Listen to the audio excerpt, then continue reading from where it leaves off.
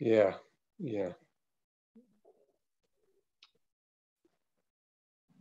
See, there's a case outside of that cluster that's just come to light. Yeah, from one of the managed isolation properties. Staff member. And that's how it started off in Melbourne, so Joe was saying. Mm. Okay, we're waiting for Susan, but everybody in the chamber, can you hear me okay? No problem, Andrew. Perfect. Great, okay. And so I can't really see the people very well, but we've got Jim, Elwyn, Graham, Bruce, Liz, Hazel and Lou, is that correct? Yes. You'll need to use your microphone. No problem, that's it. Great, okay. Oh, there you are, Susan, cool. All right, well, we'll declare the meeting open and get on with things. And by my reckoning, we have no apologies. Disclosure of members' interests. Yes, Claire. Yeah, yes, Andrew. I'd like to declare an interest in the Pirongia harvesting item, which is in public excluded.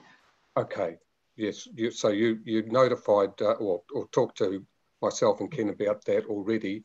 And I think your action's going to be that you simply turn your microphone off. We're more than happy for you to attend the item.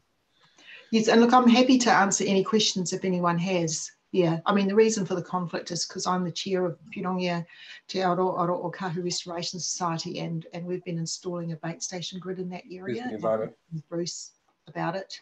Yeah, but you know, the proposal to harvest some of the pines does impact that group.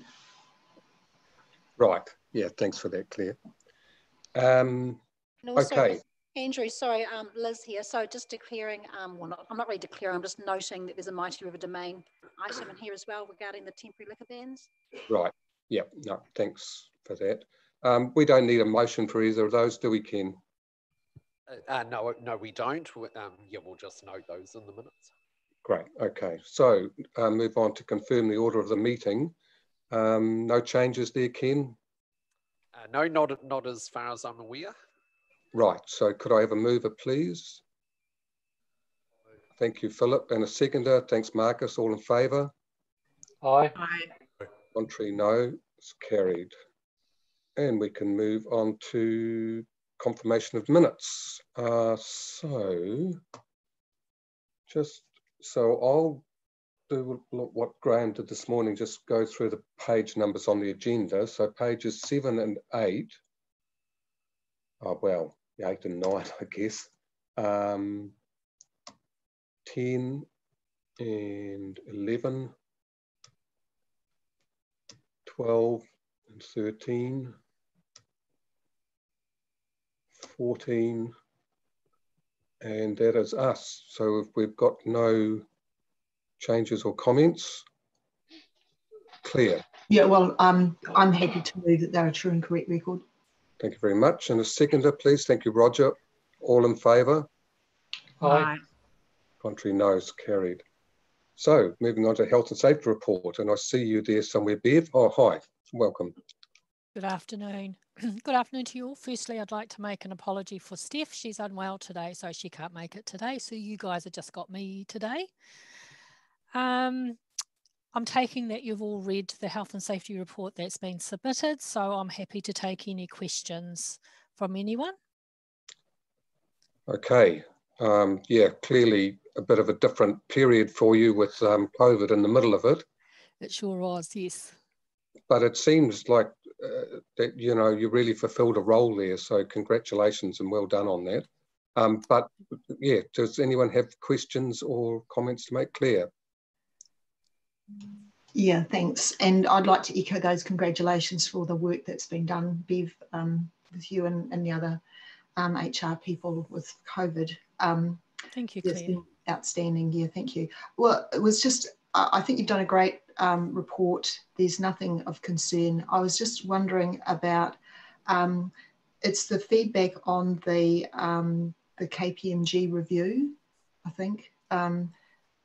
Well, I'm on page 25 of our agenda, and it's to do with feedback on, this is the worker engagement, okay, and it talks about considering ways in which data can be entered into tracks as efficiently as possible. Yes. And I was just after some feedback, actually, from what you're hearing from staff about the data entry side, and if they are finding it easy, or is there a barrier there? Because I just feel this is a real critical part of the whole system. Yeah. Yeah. So there's two parts to tracks, I suppose, and one is for entry, and entry is cloud-based, and it's on our Insider. So anyone can put incidents or hazards into the database, so there is no restrictions on that part of things. But we are licensed for the program itself. But we have a third of our staff who have licenses to access the database.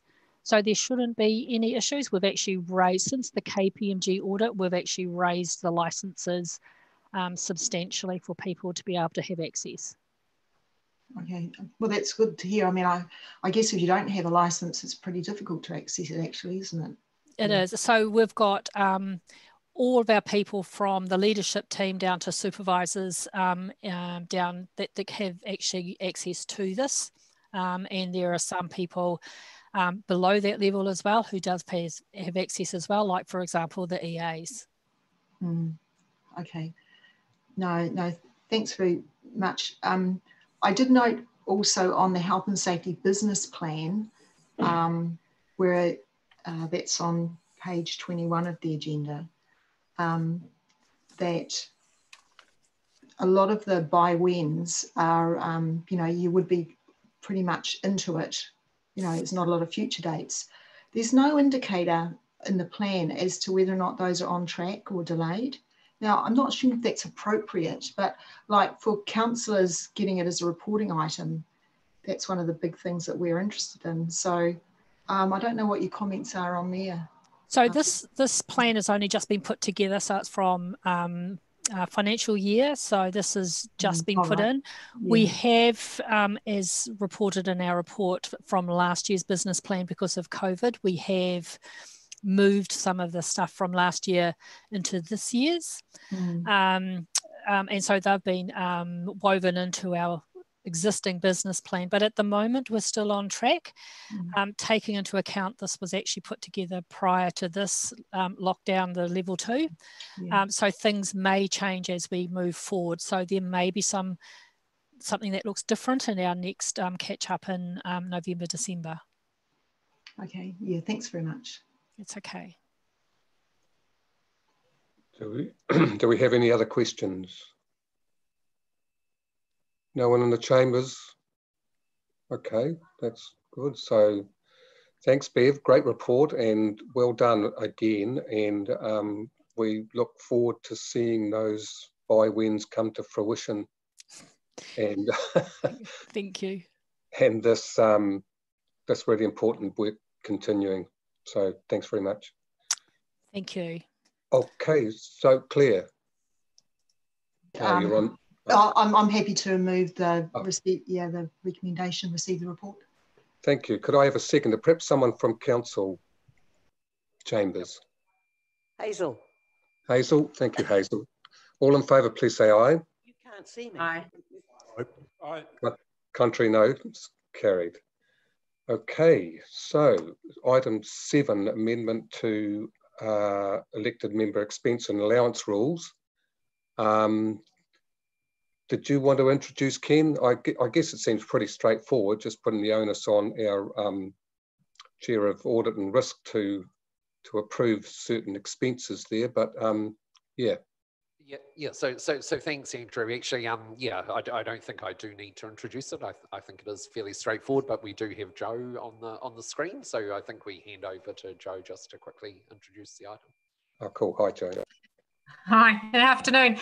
Thanks. Yes, I was just going to take the report as read. It's quite a simple report. This is just a recommendation that's come through recently from the auditors, requesting that the independent chair of the Audit and Risk Committee approve expenditure for councillors, effectively social functions.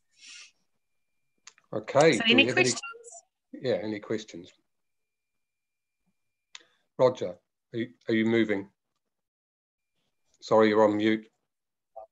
Well, I'll move that for you. I'll move, yeah. Okay, so I have a mover in Roger and a seconder in Lou. All in favour, please say aye.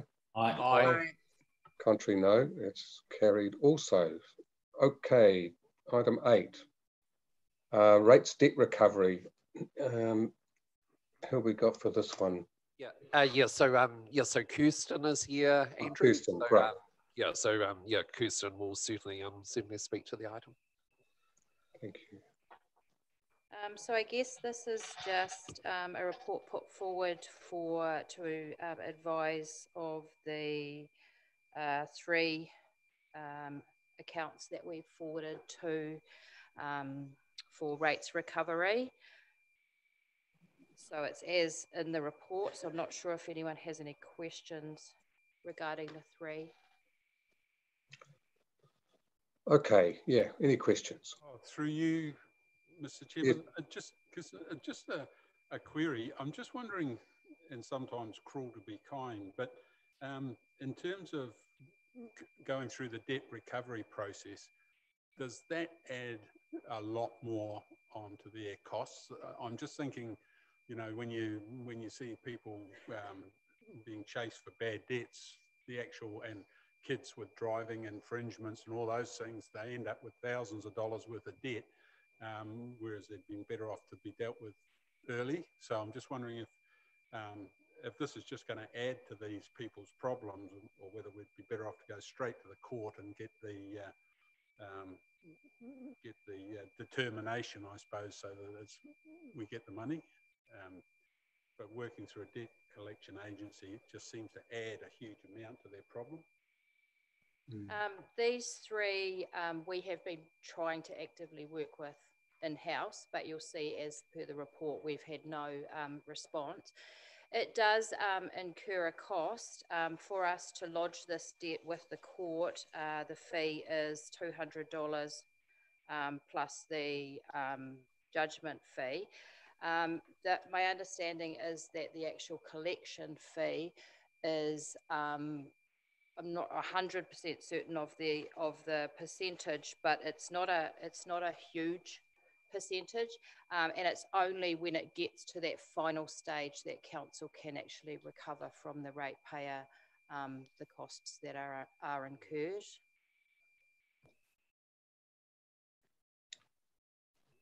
Yeah.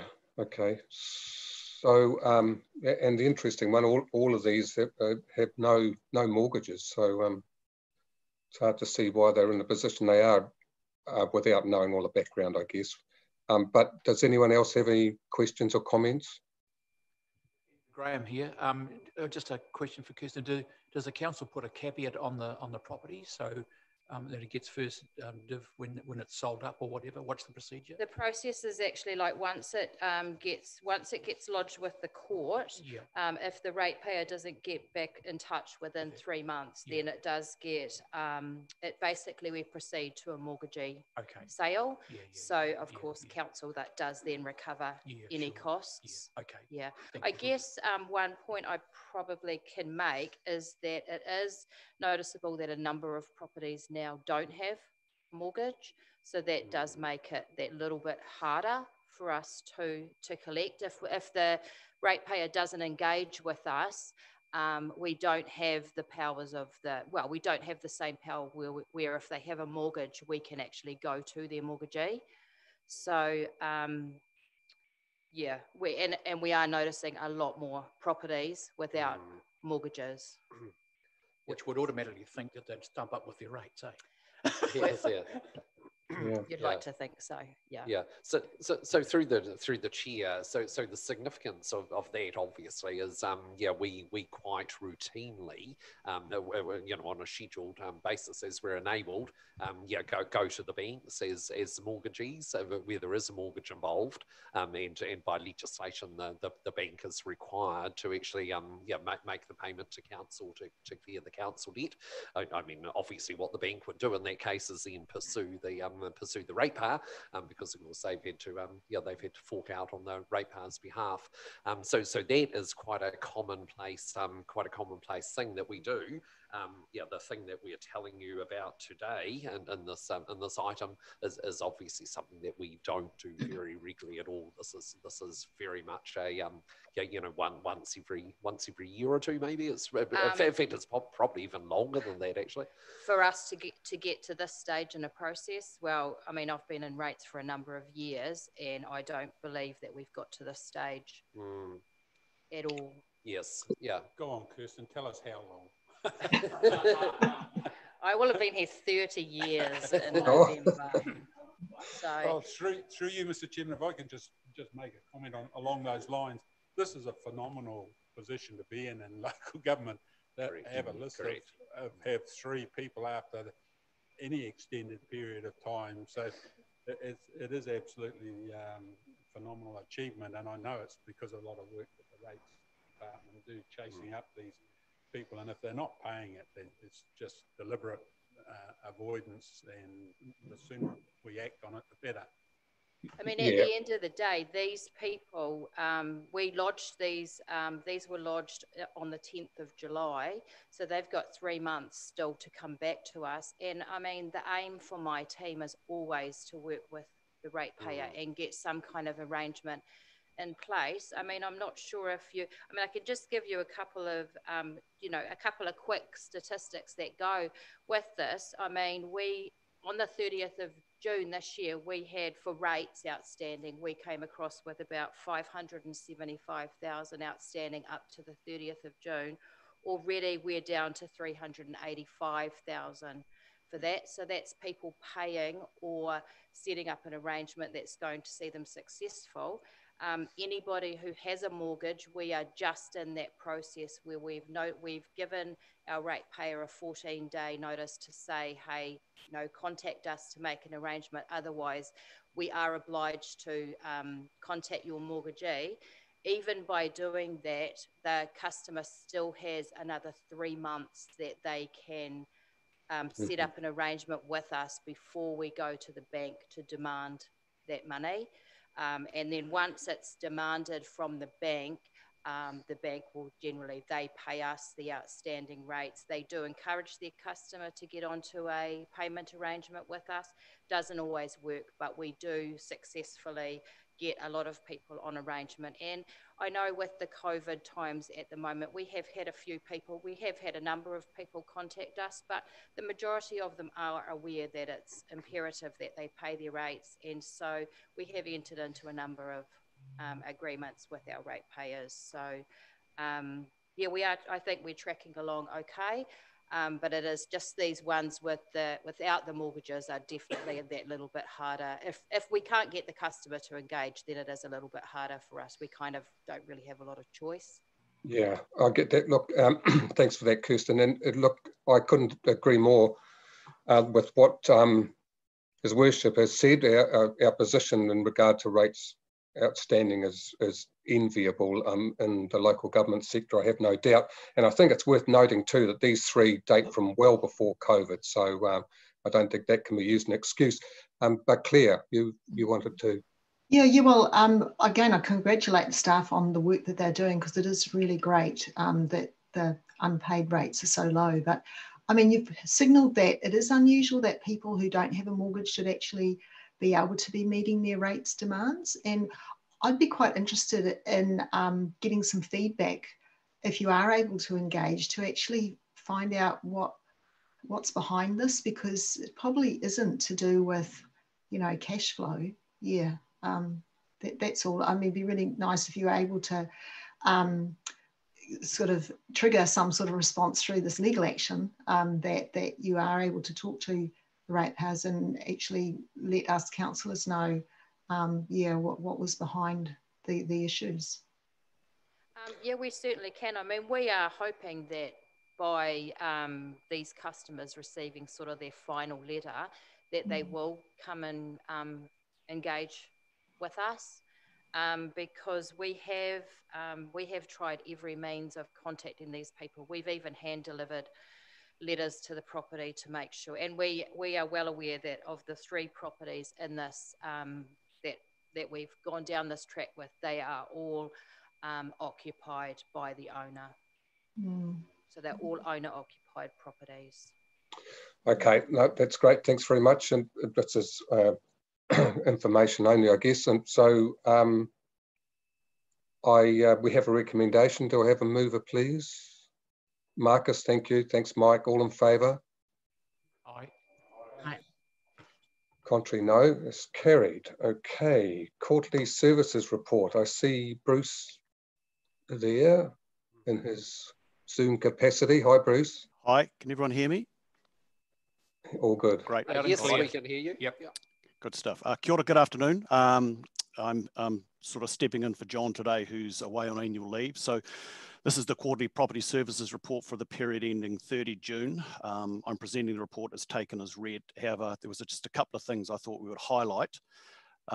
Firstly, the remedial works for the Cambridge Town Hall Edwardian room have been completed. However, as a result of that roof leak, which caused the issues, we commissioned a full survey of the roof of the building, which has identified that it's at the end of its life and is going to need to be replaced in the very near future. Secondly, in relation to the Cambridge Water Tower, we've had some discussions with Heritage New Zealand about removing the corroded metalwork and water tank. They appear comfortable in principle, but just wanted to ensure that the removal was not going to weaken the structure in any way. So we're looking to engage with an engineer there to have a look at that for us. And that's, yeah, that's just the... Sorry, could I ask a question, please? Sure. On number 5, you said the report recommends a replacement of the majority of the existing roof cladding, etc. Why don't you, while you're up there doing the whole job, do the whole lot? We've already replaced a little bit, so we've already replaced some of the roof already as part of the remedial works we did to the Edwardian room. So we took that area above there and we've replaced that. So the idea, we would replace everything that is left. Okay, no, that's good, thanks. Mm-hmm. Yeah, so through the chair, I think it is important though that we note that that is section by section. Yeah, you know, like above the Edwardian room first, where we're just not just doing parts of a section. We are doing section by section. Right. All right. So Andrew, I think you've got a question from Liz. Yeah, just a further question on that. So where is that 700,000 coming from? At this stage, I'm not budget, sure. Do we know? I'm just kind of presuming it's coming out of the large amount we have in the LTP, the 4 million that we started off with. Is it? That had been my assumption, that we would be funding it from that, what's already been allocated. Yeah, no, that's fine. Thanks, Bruce. Okay. Any further questions?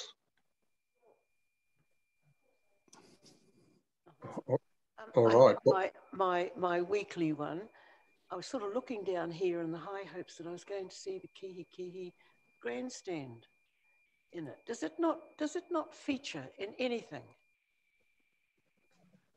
I look for it every time to see if, and always I'm told there's no money to do it.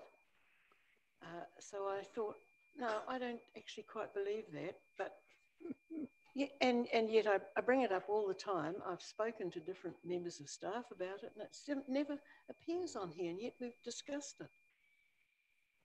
Yeah? In terms of the particular report, no, we haven't actually mentioned it here. It certainly isn't on our work program in the next year at all. So what that means, Hazel, is that for the grandstand to become a project, it has to be put into the long-term plan.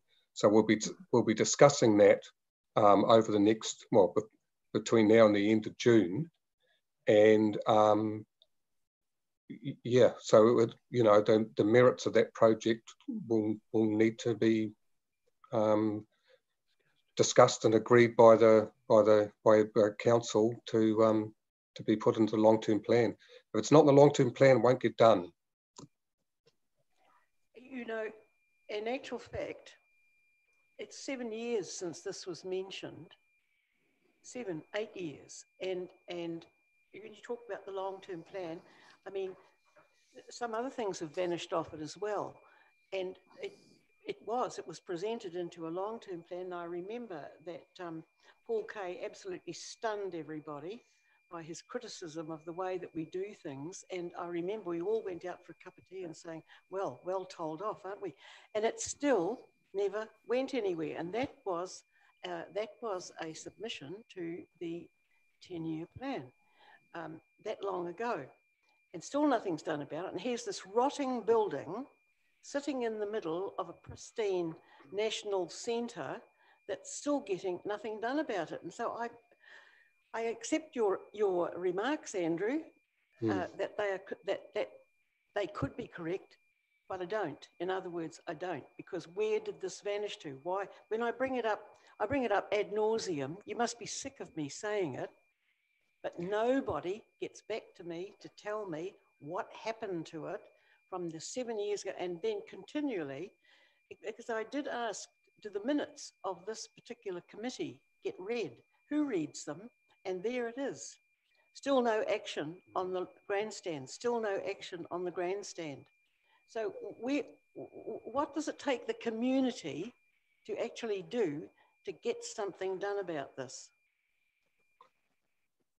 Okay, look, I suggest that I have a sit down with you, Hazel, to go through the steps that need to happen, because it's probably not really to be discussion today. I just bring it up again ad nauseum. Yeah. Okay, thanks for that, Philip. Yep, thanks, Chairman. Question to Bruce. I think I know what the answer is going to be, but the Victorian room, the wallpaper in there, I mean, it's a real disgrace. We at Destination Cambridge, unless we really have to, we won't rent the room out unless we have to, of course. Is there anything can be done in there in the short term, even painted, stripped back, painted, just to make it look a bit respectable until the roof's done, or we get to the long-term plan and we spend some of that money to upgrade it to a high standard again, or to today's standard? Yep, we do have some maintenance budget this year. So in the Victoria room is one of the areas we're going to be looking at. We've just done a general bit of a tidy up and had a handyman there for a few days. But so the next step is to have a look at some of those items and exactly what we do there. But the Victoria room is definitely the next cab off the rank there. Brilliant. So that's in this current financial year now.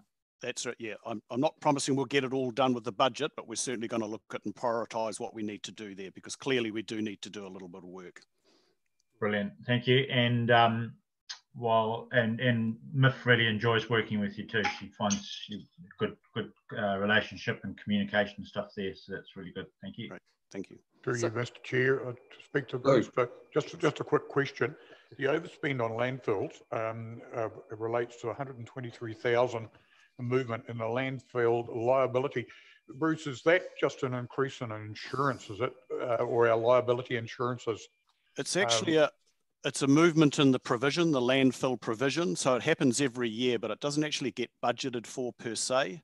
So we didn't technically overspend, but it's a movement in the provision for landfills. Oh, right. Okay. I just wanted to clarify that. The way it was written, it looked more like an improvement in insurance or no, it's not towards us. Okay, thank you.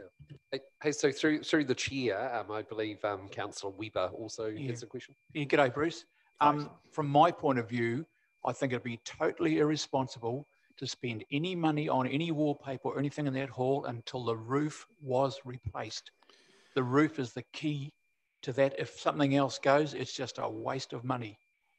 Yeah, I agree that we should always protect our envelope first, but I think that given the works that we've been doing around there in terms of the remedials that we've already done, some of the work we've done around the gutters, and I think most of the leaks that we've been having in that Victoria room have been related just to poor maintenance and poor housekeeping around cleaning gutters, downpipes, internal gutters, and I think we've pretty much got out on top of that and will maintain to keep on top of that. So I do take your point. From facilities perspective, you always look after the envelope first, but I think we've probably addressed that in the short term for that area.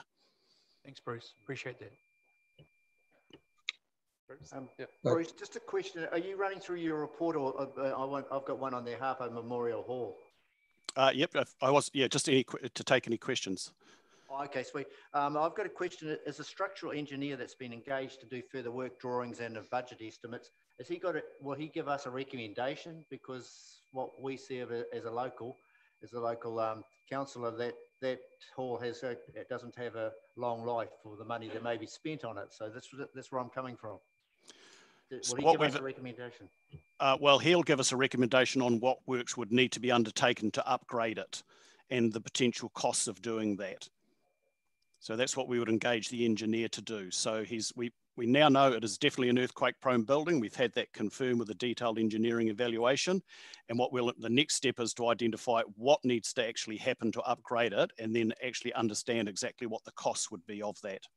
So that will determine what we decide on in the long run. That's correct. And so from that would come, whether we actually decide to upgrade it or not. Okay, thank you. Claire.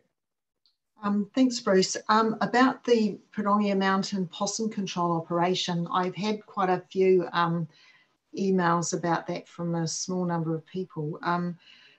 Do you know if the medical officer of health approval has been, the conditions have been set? And do you know what the status of that is yet? No, I don't have that. I rung Doc early last week and asked them, did they have a time frame for their works, and they said they're still working on that. So I'm assuming they haven't got the medical officer of health approval through yet.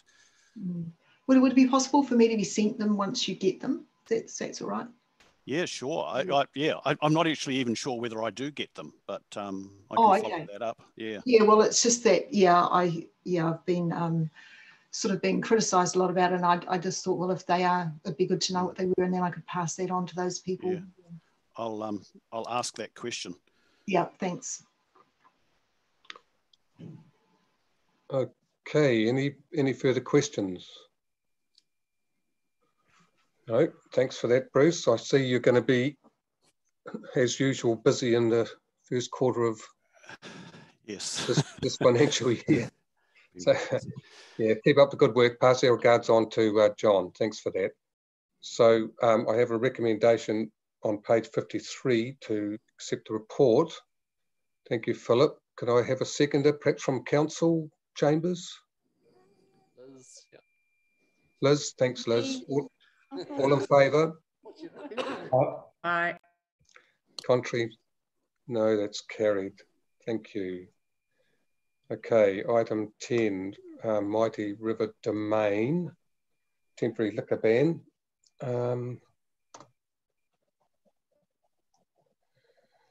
Yes, so who's introducing this? Is this you again, Bruce? Yes, this is me again. So yeah, the next report is, is the Mighty River Domain temporary liquor ban. So I'll take the report as read, but in summary, it's recommending that we again implement temporary liquor bans on the Mighty River Domain for the 2021 season. So the primary driver for this being to control alcohol consumption and the related issues during the organised events and the busy Christmas and New Year period. So we've successfully utilised liquor bans since 2011 at the Domain, and the ongoing use is supported by staff, management at the Domain, and by the police as well. So, and yeah, are there any questions on the report? I'm happy to move, Mr. Chairman. Thanks, Graham. I'll second, Andrew. Thanks, Susan. Yeah, it seems like they've worked really well in the past. So unless there's any further discussion or comment, I'll put the motion. No? Okay, so I'll put the motion. All in favour? Aye. Contrary, no. That's carried. Thanks, Bruce. Great. And looks like we're going to, now we need to move this and then we're going to move to a different meeting. Is that correct? So I'll have a mover to exclude the public, please. Claire, seconded Roger. All in favour? Aye. Contrary, no. So that's carried. And Sam, you tell me we're going to leave this meeting, correct? That is correct, Andrew. So yeah, you'll be able to dial